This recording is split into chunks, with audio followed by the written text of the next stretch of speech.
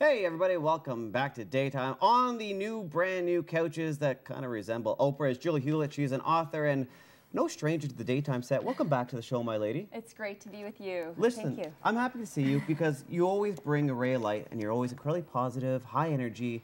You've been helping people work through their roadblocks for a long time now. Finally, the book is here. Tell me about it. Yay! Thank you, Jeff. I appreciate that.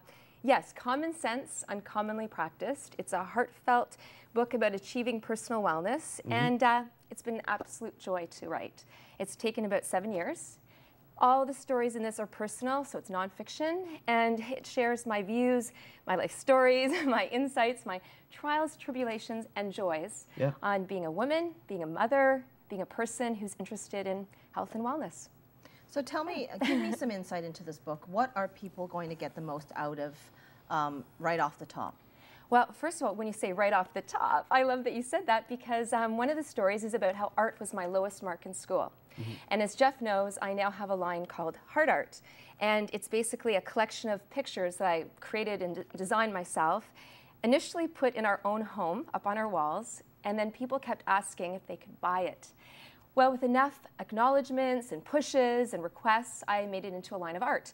I never expected that it would be the illustration on the cover of my book, and this picture is called One Love. So one of the stories is don't doubt yourself. If there's something that you love to do and you have a passion for it, and even if you received a low grade or people told you weren't good enough, stick with it. And there's sometimes different routes or different timing or just you just have to be at a different stage of your life, you know. So I think I want to go back to something you said off the beginning. That was trials and tribulations.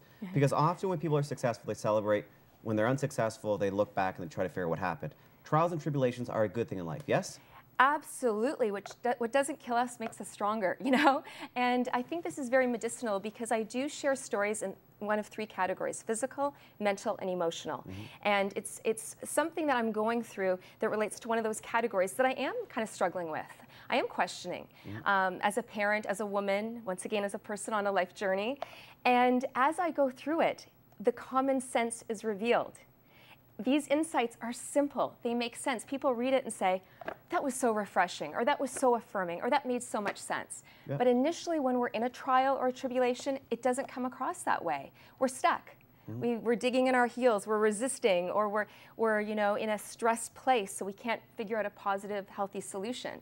So through these 3 to 4 page chapters, people will see a resolution and they'll go, I get it. That makes so much sense. Tell me one of the trials and tribulations you've been through on the emotional level that you've gotten through and that's really helped you. Well, Elaine, you're just digging right in here. This is a kind of personal thing, but I guess it's in the book, so I will definitely share it. It's out there now. Well, here's an example. I love Tony Bennett. He's like one of my favorite all-time musicians and artists. And I found out that he was coming to town for the Jazz Festival. At the last minute, I found out there were seats available.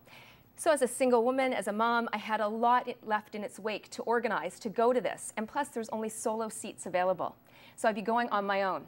Well, it was a bit of a time to kind of consider, would I take myself on this not so cheap date, take myself, me, myself, and I, and go on this really extravagant kind of outing and have fun on my own?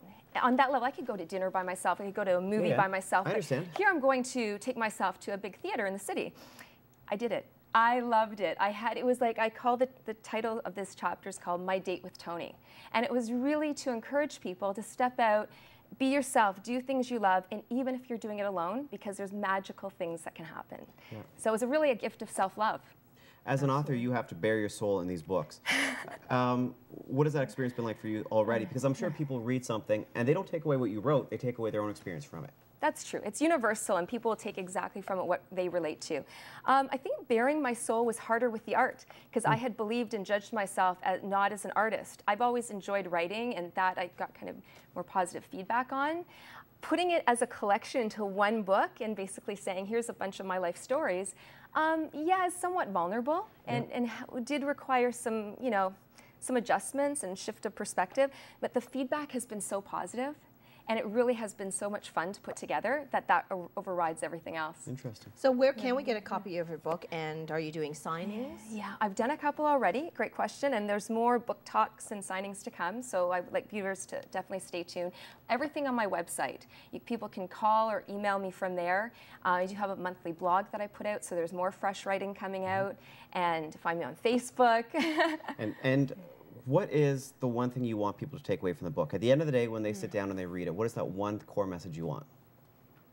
I want them to take away from it what they need from it, what they absolutely most need. If that's encouragement, if that's feeling acknowledged or affirmed, that they're not alone on this life path, and that there's someone else out there who really cares about this life journey and is also considering these types of thoughts. Yeah. Well, you talked about this being very medicinal for other people. How is it medicinal for you to write it? Good question. Very good. Well, you know, once we learn something, I think it's kind of very therapeutic and helpful to then share it.